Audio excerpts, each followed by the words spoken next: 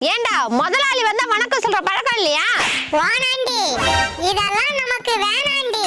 பாத்தியாடி, யாரெல்லாம் பண்ணையில அடங்காம சுத்துறீங்க, முட்டை படாம சுத்துறீங்கன்னு ஒரு லிஸ்ட் போட்டு வச்சிருக்கேன். நாளையில இருந்து பாருங்க, ஒரு ஒரு ஆளா கறி கடைக்கு தள்ளி விடுறேன். ஓவரா பண்றடி.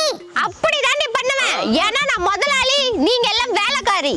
அக்கா, உங்களுக்கு ஒரு நல்ல செய்தி. இவ புருஷன் ஓடி போயிட்டானா? நாட்டுக்கோழி முட்டை விலை ஏறி போச்சு. என்னப்பா சொல்ற?